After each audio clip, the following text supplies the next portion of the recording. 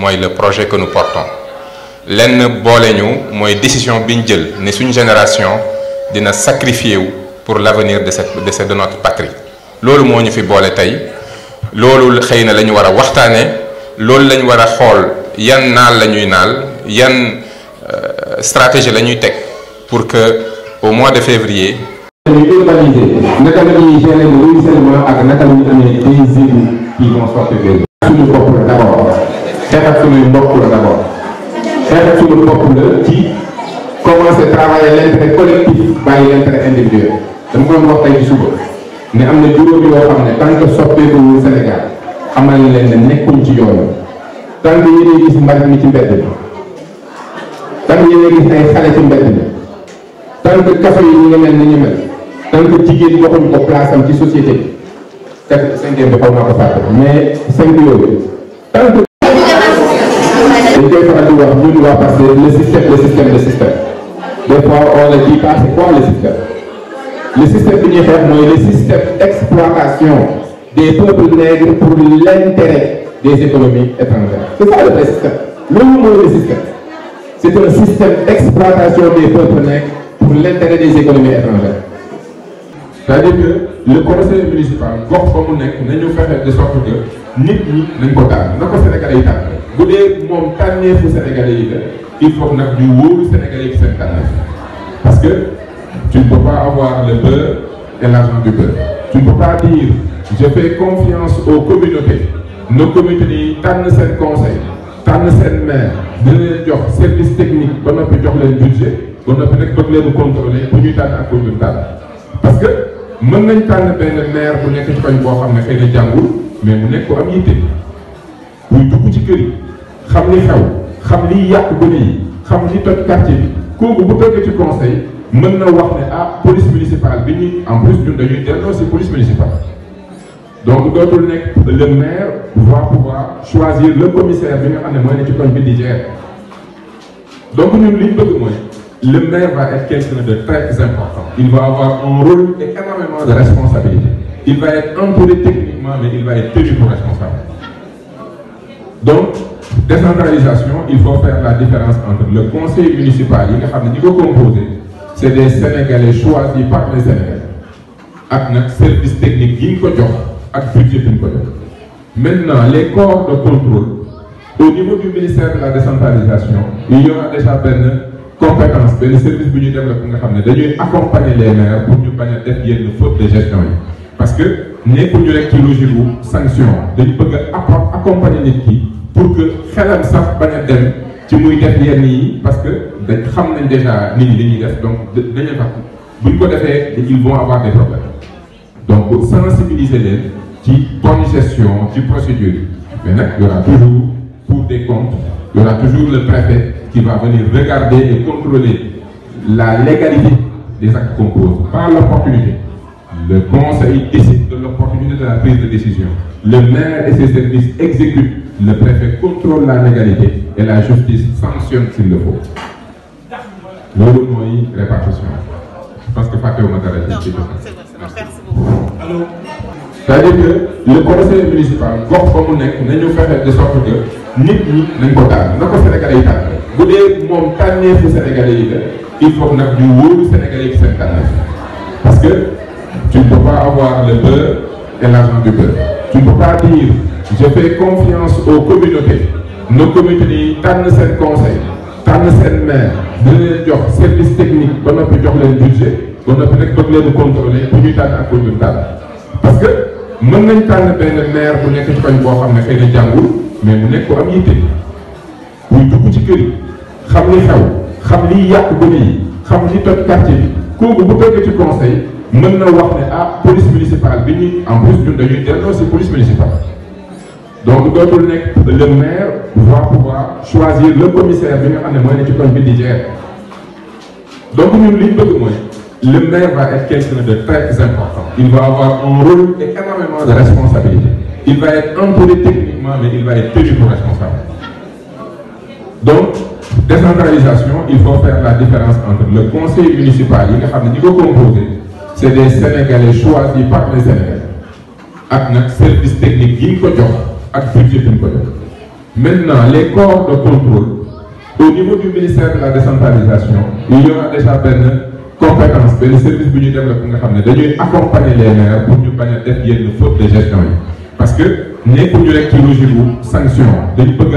accompagner l'équipe pour que xelam sax bañ a dem ci muy def yenn yi parce que dañ xam nañ déjà nit ñi li ñuy def donc dañuy tax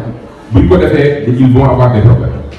donc sensibiliser leen ci bonne gestion ci procédure mais nag il y aura toujours pour des comptes il y aura toujours le préfet qui va venir regarder et contrôler la légalité des actes qu'on pose par l'opportunité. Le conseil décide de l'opportunité de la prise de décision. Le maire et ses services exécutent. Le préfet contrôle la légalité et la justice sanctionne s'il le faut. Loolu mooy répartition. Je pense que Fatou Matara est alors bu defee pante ndox moomu day continuer. par exemple ñi dëkkoon Nord Foire bi ñu tabaxee tëli bi dafa conduire ndox mi yëpp sotti ko ci biir kër yi. alors que tëli bu amandisee ndox boo ko war a récupérer normalement def leen ci attention bu ngeen di dox ci mbedd mi trottoir bi ci suuf di ngeen di gis égout yi foofu tëli bi day récupérer ndox mais su ko récupérer dëkk bi dafa am ce qu'on appelle des égouts égout foo xamante ni normalement nit mën na fa taxaw ci biir suuf ay égouts yu mag la toutes les grandes villes à un moment donné. Inondation. Ouais, comment est-ce que je peux régler ça? Financement. Quand tu as commencé ce discours, en avant, comme, il y a un truc que tu as dit qui est très vrai. On a hérité un système qui n'est pas le nôtre. Les lois ne sont pas les nôtres. Donc ma question c'est, qu'est-ce que vous comptez faire pour changer, pour que ça représente mieux le Sénégal, que ce soit religieux, musulman, chrétien, quelque chose qui représente ce qu'on est en tant qu'Africain. Ça c'est ma deuxième question. Troisième question, le système ne marche pas. Si on a en face un tyran, il n'y a pas de contre-pouvoir. Qu'est-ce que vous comptez faire, Inch'Allah, on arrive au pouvoir, pour essayer de rééquilibrer ça? Merci beaucoup. Merci Mamadou. En voie de développement, parce que maintenant personne ne parle plus en voie de développement, on dit émergent. Parce que moom mooy lu bees di émergent rek suñu dëkk émergence yi am na lu ñu gën a soxla moom mooy politique sociale jàppale nii parce que ak nu mu demee quoi parce que taux de chômage bi nga xam ni ça avoisine les 70% et cetera moo ko mos dugg donc dans le cas de cette politique de décentralisation et la décentralisation aussi un des piliers de la décentralisation c'est la démocratie locale. Donc s'il y a des élus qui sont élus par la population et que l'élu vient, le conseil municipal vient et dit nous on veut construire des routes, on ne va pas faire les trucs des activités sociales, etc. Ce que je voulais savoir, est-ce que votre lettre là, le budget que vous avez donné, est-ce que ça a conditionné que de gagner un défi et puis de faire l'eau, poser l'eau, est-ce que ça ne va pas en fait annihiler tous les avantages qu'on attend dans la décentralisation ou c'est toujours l'État central qui vient qui dit voilà ce sont les politiques sociales à développer, etc. Comme on l'a fait dans les années 60 avec Senghor. Si cette présentation. J'avais un certain nombre de questions, comme on a du mais peut-être peut-être signaler quoi. Je pense que la décentralisation de pas mal degré. Il y a la déconcentration. Souvent, il y a une décentralisation, ils passent à la déconcentration. Ils cherchent plutôt, c'est plus pour l'efficacité des services publics au niveau local. Il y a la délégation et il y a l'ultime étape de la décentralisation, mais la dévolution. Puis, je pense que les gens du en Angleterre, on a la chance de connaître qu'il y a une dévolution. Moi, le pays de Galles et l'Écosse, Scotland, les gens ils ramènent Scotland. Donc ici, on est arrivé au degré supérieur de la décentralisation, qui est la dévolution. Question que vous pouvez poser donc, en fait, dans la politique des Khalakni au Sénégal, on parle de la délégation plutôt, d'un certain nombre de services, c'est ça qu'on parle, d'un certain nombre de compétences au niveau Sénégal. Quand vous parlez de décentralisation, en fait, vous parlez de la délégation d'un certain nombre de compétences au niveau local. Moi, ce que je veux dire, moi, pour ma décentralisation de délégation, pour vous marcher, il faudra qu'il y ait en sur place des capacités techniques, administratives et fiscales. Et là, ça m'amène un peu à parler du côté budgétaire, la décentralisation budgétaire. Quels moyens est-ce que vous avez gagné des aux localités, le pouvoir décisionnel de décider comment mobiliser leurs propres ressources et surtout de décider de leur politique de dépense. Parce que nous également, quand on parle dans le schéma de décider, en fait, le financement, alors, le financement viendra un peu de l'État central. Nous avons créé cette dépendance-là, régime Bougnorek, alors, régime Bougnorek, en fonction de la tête du client, vers une municipalité, beaucoup, pas le moment, je l'ai divisé le budget. Donc, nous pouvons voir, ça c'est ma première question. Est-ce que vous pensez qu'il faudra, première chose, il faudra couper le cordon communical entre la hiérarchie et les territoires pour éviter Macky Sall de utiliser par exemple contre Khalifa Sall. Nous avons Sénégal, peut-être qu'il faudra nous aussi, nous peut-être que est-ce que ce ne serait pas plus judicieux essayer de les territoires locaux le pouvoir et les moyens de mobiliser leurs propres ressources. Ma première chose. Deuxième question que je voudrais vous poser, au niveau de l'audit. À quel moment vraiment décentralisation a eu un impact au niveau des fonctions de redistribution et de stabilisation? Parce que c'est en fait c'est l'objectif de la décentralisation, la redistribution et la stabilisation. Voilà, donc nous l'avons beaucoup initié à éclaircissement pour mon niveau personnel parce que c'est pas non plus transport, sécurité, économie, li nga xam ne mooy tax mu yëg ne moom man mii kat état fekk na ma fii jox ma du service loolu mooy objectif et ça je pense que redistribution mënu ko weesu. Fonds de dotation ak fekk mooy deux fonds yi nga xam ne dañ koy jox directement ça doit faire 1000 milliards. Par exemple si notre budget est 4000 milliards ce que je veux dire c'est que bu ñu defee dotation fonds d'équipement plus la fiscalité locale. Nous avons 25% du budget. Donc nous, livre B, vous lirez 3 parties. Troisième partie, on ne parle que de fiscalité locale. Donc nous, on veut aller vers une fiscalité. Nous, nous avons une assiette fiscale. Nous avons mobiliser. Nous avons une stratégie pour convaincre les gens que faire impôt contribue au développement réel. Parce qu'on veut aussi, à travers la décentralisation, changer le rapport de l'INI à impôt. C'est le président du département qui te parle de l'impôt, c'est différent de c'est l'État central qui t'en parle. Parce que tu as plus d'acceptation pour que tu aies impôt. Parce qu'on sait que l'impôt, il faut sociologiquement, nous devons faire. Moi, je veux la fiscalité jusqu'au niveau du département. Et le président du département, moi, a une responsabilité de mobiliser l'impôt. Nous avons les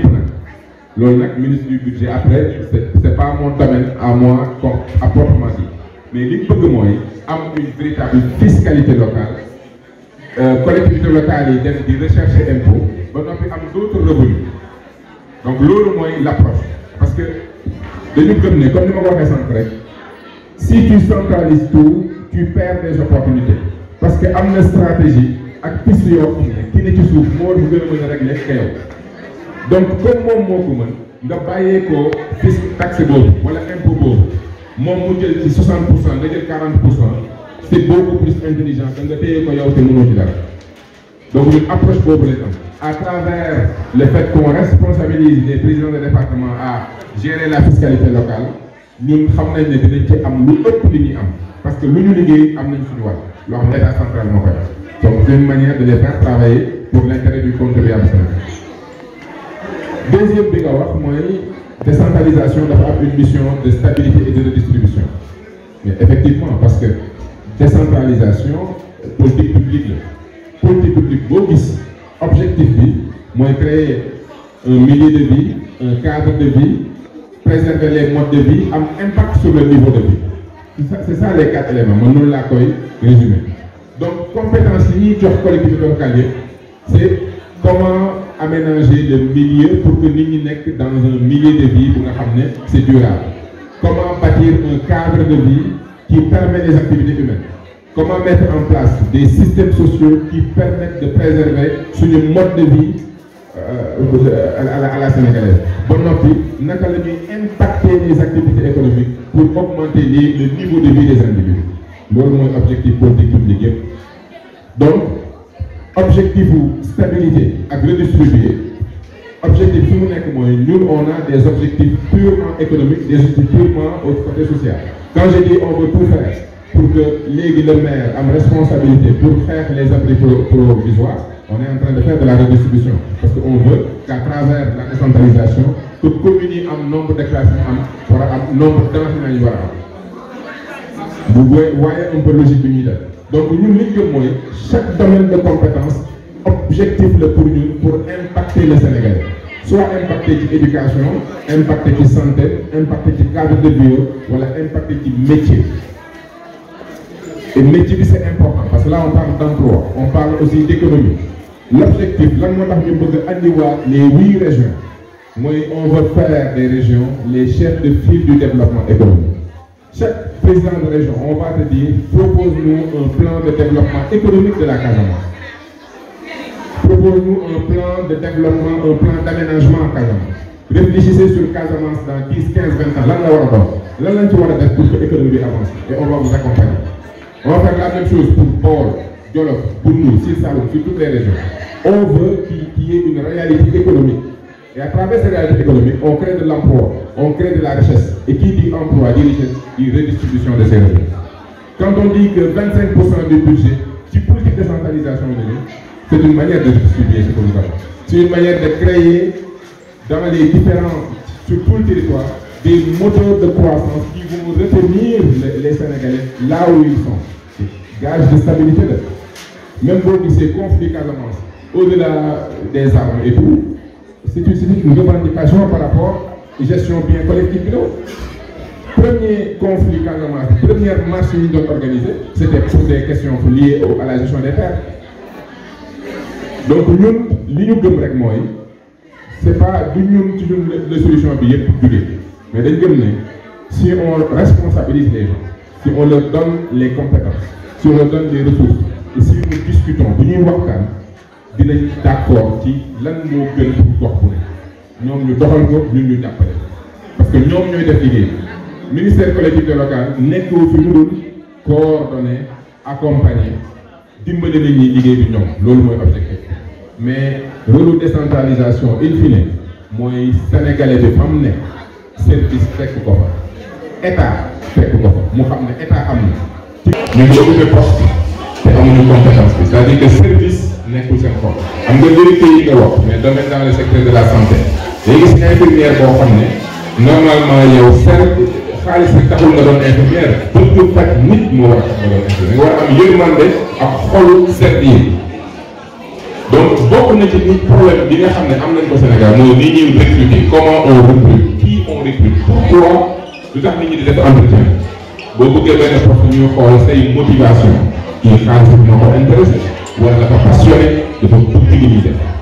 souvent problème boobu ngay am mooy comment on recrute comment on choisit nan la ñuy tànnee ñi nga xam ne ñooy liggéeyal askan wi est-ce que dañuy tànn ñoo xam ne askan wi leen ñor wala dañuy tànn ñi nga xam ne liggéey rek liggéey wala fayee ko fa sax benn mais organisation boo gis au-delà nit ñi il faut qu'il y ait des processus qui lui permettent ñu xam par exemple yow boo defee benn demande ci service ñu xam ne yow def nga demande bi agent tel moo ko def agent tel jël na tant de temps pour def ko te loolu ñi nga xam ne ñoo ne ci bopp bi ñoo mën a def loolu pour xam ndax nit ñaa ngi liggéey wala liggéeyul mooy les systèmes de contrôle tey jii boo ñëwee ci benn agence wala benn service war nga mën a am numéro de demande numéro boobu bu ñu war nga mën a xam ban agent moo leen accueillir lan nga ko doon wut si boo defee ëllëg boo defee plainte bi retombé ci bopp boobu ndax deful liggéey donc bu fekkente ne dans une organisation amul processus buy wax nan lañu war a liggéeyee ku ci nekk day liggéey na ko nekkee bu fekkoon ne tey bokk na ci li ñuy xalaat par exemple man idée bu ma am mooy tey mairie yëpp dañu war a am benn système boobu dañu koy defaral pour ñu mën a xam agent bi ban heure la ñëw ban heure la war tâche yi ko war a am yëpp bu dee nit ki dafa ñëw ne leen pour pièce bii laa soxla nga créé benn demande ci système bi boo xam da ngay dugal information mu def demande ñoo xam ne kayit yi kat waa ji ñëw na ci tel jour wax ak tel agent pour tel service ëllëg soo wootee def plainte ñu mën a xam ne kii kat ñëw na fi def na lii parce que tant que amuñu processus boobu du ñu mën a xam lan moo xew donc man jàpp naa ne bu ñu suñu bëggee suñu administration changer il faut que ñu moderniser recruter les personnes qu'il faut mettre les processus qu'il faut mettre des systèmes de suivi et de sanction bu nit ñàkkee liggéeyam parce que mairie ba dañ koo wax liggéey muy taxawaalu ñëwul heure léegi nit ñi liggéey ndax c'est comme dëkk bi rek ñi dëkk London wala ñu dëkk Canada ñu dëkk France gënuñoo jub Sénégalais yi c'est juste que dañ xam ne buñ déconné conséquence day ñëw tout de suite c'est comme ci mbedd mi rek boo xamee ne su ma jëlee sens interdit j'ai toutes les chances police gis ma wala benn caméra jàpp te fi ñuy wër mooy je perds des points sur mon permis wala je perds de l'argent mais dootoo ko defati defatoo ko parce que da nga baax da nga ko defatu parce que xam nga ne sa intérêt nekk ci donc bu l'impunité buñ ko dindee dans l'administration man gëm naa ne tey boo demee ci benn mairie war a def liggéey ñu laaj la corruption soo fexee yow nga filmer waaj da nga war a génn am bureau des plaintes def sa plainte andi sa preuve ni kii dafa jël sama 5000 wala sama 10 000 mais kooku dañ ko war a dàq bu ñu amee système boobu mais bu ñu dàqee kenn presque wax ko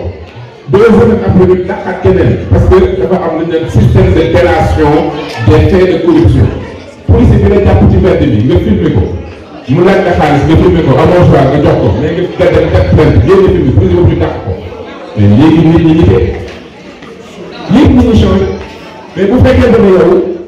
mi filmer policier bi yow la ñuy après créer problème mais xam nga àdduna bi y a ce qu'on appelle la loi et l'ordre si on permet aux gens de faire tout et n'importe quoi sans conséquence lépp ñu changé donc man loolu laa gëm man dama gëm ne nit ñi il faut des fois ñu guider bu ñu defee erreur il faut que sanctionner il faut y mettre aussi mesure bi nga war a fay sanctionner nit bu waree ñëw liggéey ñëwul liggéey wala def ay fautes pendant 15 jours mu toog kër weer wu dee au lieu de 100 000 francs ñu jox ko 50 000 day soppeeku donc bu ñu bëggee yar nit ñi parce que dafa am une société xale yi ca école ba la leen yare mais mag ñi ci mbedd mi ak ci service yi la leen yare ci yareelu bopp xale bi moom mën nga ko punir mais mag ñi boo ko bëggee régler da ngay laal ci poche voilà les ci poche bi rek léegi mu nite surtout maanaam boo ko bool yi moom bëgguñu ko fonds de dotation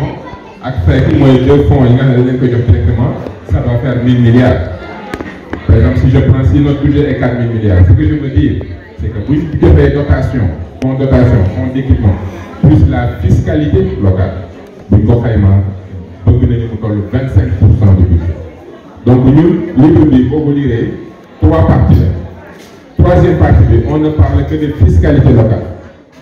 donc ñun on veut aller vers une fiscalité ñun lu ñu bëgg jox leen benn assiette fiscale boo xam ne lii ñoom ñoo koy dem mobiliser ñoom ñooy def ay stratégie pour convaincre nit ñi que fay impôt contribuer ci développement réew la parce que on veut aussi à travers la décentralisation changer le rapport bi nit ñi am ci impôt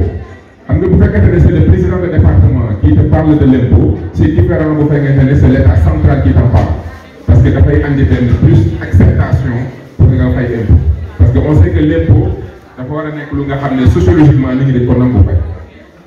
moo tax ñu bëgg a wàcc la fiscalité jusqu'au niveau du département et le président du département moom mooy am une responsabilité de mobiliser l'impôt du moom lépp nag loolu nag ministre du budget après c'est pas mon domaine à moi comme à proprement dit mais li ñu bëgg mooy am une véritable fiscalité locale collectivité locale yi def di rechercher impôt ba noppi am d'autres revenus donc loolu mooy l'approche parce que dañu gëm ne comme ni ma ko waxee sànq rek si tu centralises tout tu perds des opportunités parce que am na stratégie ak piste yoo xam ne ki ne ci suuf moo di gën a mën a régler ka yow donc comme moom moo ko mën nga bàyyee ko fisc taxe boobu wala impôt boobu moom mu jël ci 60% nga jël 40%. C'est beaucoup plus intelligent que nga téye ko yow te mënoo ci dara donc une approche boobu lañ am à travers le fait qu'on responsabilise les présidents de département à gérer la fiscalité locale ñun xam nañ ne dinañ ci am lu ëpp li ñuy am parce que lu ñu liggéey am nañ suñu wàll loo xam ne état central moo koy def donc c'est une manière de les faire travailler pour l'intérêt du contribuable sénégalais. Deuxième bi nga wax mooy décentralisation dafa am une mission de stabilité et de redistribution mais effectivement parce que décentralisation politique publique la politique publique boo gis objectif bi mooy créer un milieu de vie un cadre de vie préserver les modes de vie am impact sur le niveau de vie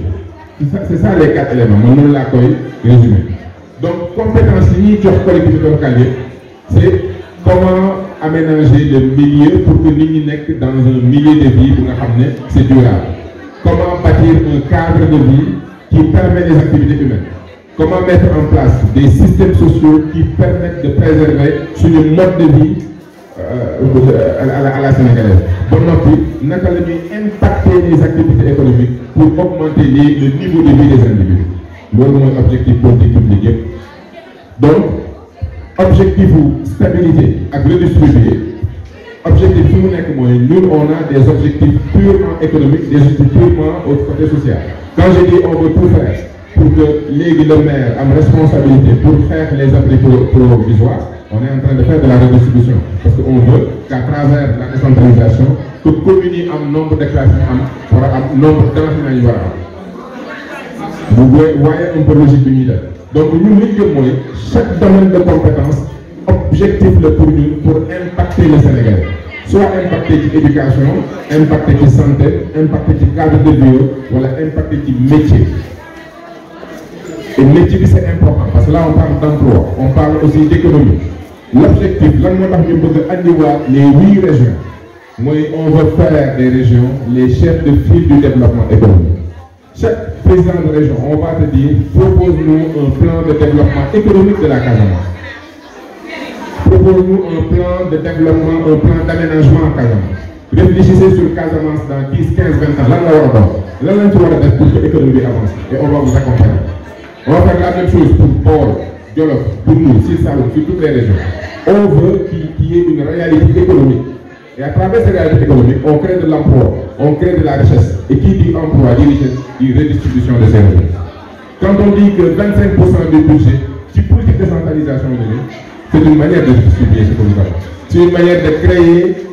dans les différents, sur tout le territoire, des moteurs de croissance qui vont retenir les Sénégalais là où ils sont. Gage de stabilité. Même pour ces conflits Casamance, au-delà des armes et tout, c'est une revendication par rapport à la gestion bien collective de l'eau. Premier conflit Casamance, première marche qu'ils ont organisée, c'était pour des questions liées à la gestion des terres. Donc nous, l'union de règlement, ce n'est pas la solution mais si on responsabilise les gens, si on leur donne les compétences, si on leur donne les ressources, et si nous discutons, nous sommes d'accord qui l'un de nos gën pour gox nous ñu doxal ko ñun ñu jàppale parce que ñoom ñooy def liggéey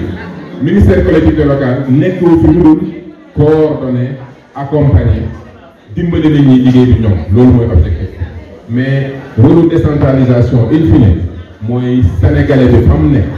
service fekk ko fa état fekk ko fa mu xam ne état am na li ñu waxoon rek moo di ni ñu bari ñi ngi wax ci projet Ousmane Sonko ñi ngi wax ci projet Pastef te xëy na bu ñu laajee ñu ci bari ëpp ci ñun duñu mën a expliquer projet bi mooy lan loo xam ne nag mënoo ko expliquer doo ko mën a approprier wu te xam naa ne décentralisation bi nga xam ne Moussa bind na ci bokk ak président Ousmane Sonko ci parti yi nga xam ne bis bu ñu jëlee réew mi bëgg nañ ko mettre en place ci la bokk donc rek ñu bëggoon Moussa ci mais de wax naa ne du yomb wante rek boo ñu mënoon faram-fàccee lan mooy décentralisation.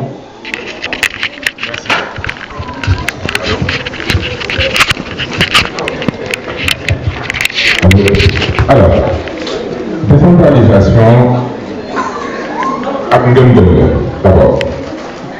gëm-gëm la bu ab askan di gëm ne pouvoir yoon réew par exemple pouvoir bi président ak 25 30 40 ministres mënuñu nekk ñooy ñi nga xam ne ñooy jël décision yëpp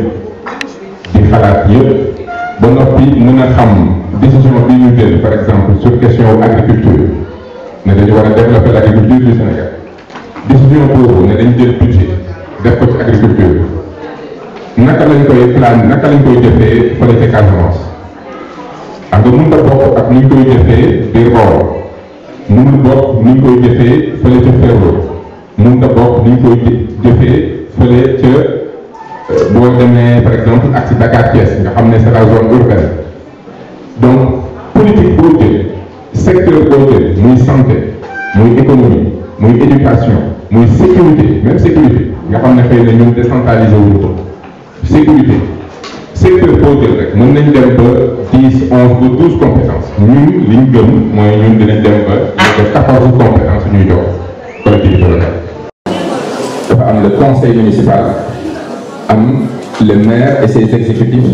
ak surtout fonctionnaires yi nga xam ne ñoom ñooy nekk avec le maire ñun li nga xam ne ñun on le contrôle et on va le contrôler fortement mooy bu ñu la falee maire service yi nga war a entourer c'est des gens yu am compétence. Je donne un exemple bu ñu nee urbanisme léegi dafa bokk ci compétence transférée service urbanisme maire da ko war a am te dañ ko encadrer de sorte que mënoo jël n'importe qui di ko fal wala di ko jox responsabilité sur des questions d'urbanisme te amul compétence bu ñu nee dañuy jël léegi ma jox la benn exemple ñun bu ñu ñëwee bëggatuñu fiscalité nekk loo xam ne DGID rek moo koy lijjanti ñun dañ ne léegi le département va être le chef-lieu de gestion de lépp luy fiscalité ak impôt parce que dañu bëgg a rapprocher la fiscalité et la ex-sénégalais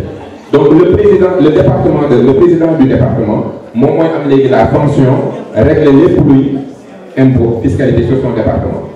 mais bureau fiscal départemental boobu amoo droit di fa recruter koo xam ne jàngul domaine fiscalité voilà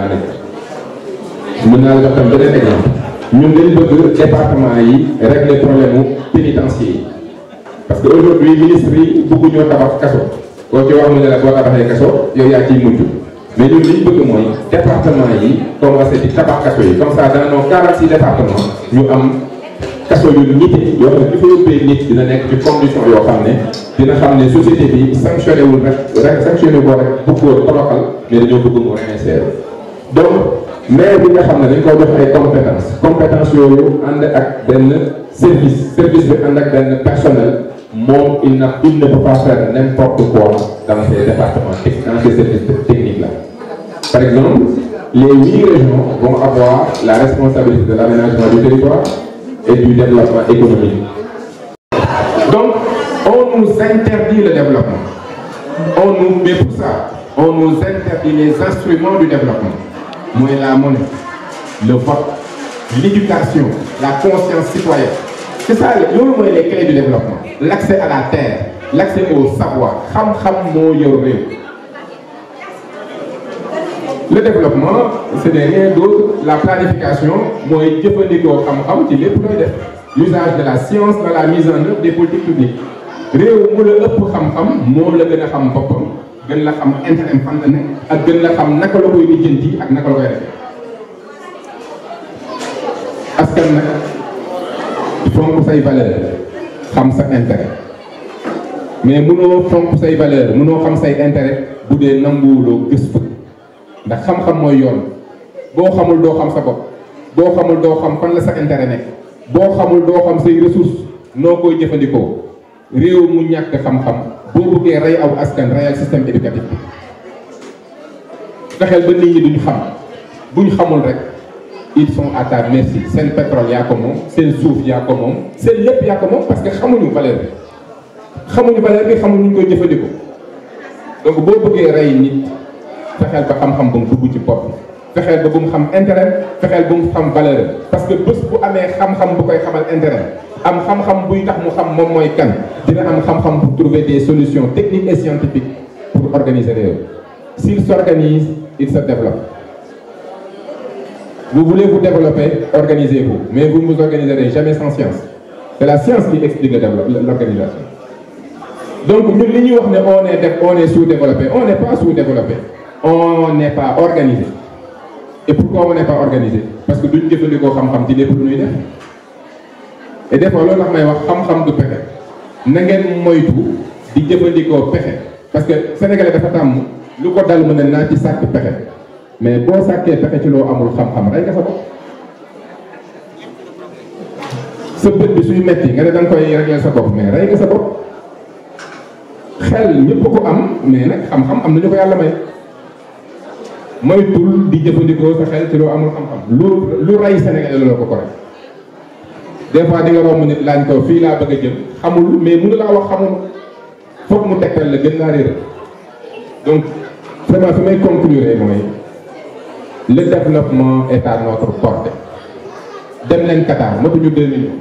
ils ont réussi le développement. Pourquoi? Parce que dañu dem jëli xam-xam jëfandikoo seen ressource développer seen réew xam-xam moo yor askan bu la ëpp xam-xam kenn du leen nax ci lenn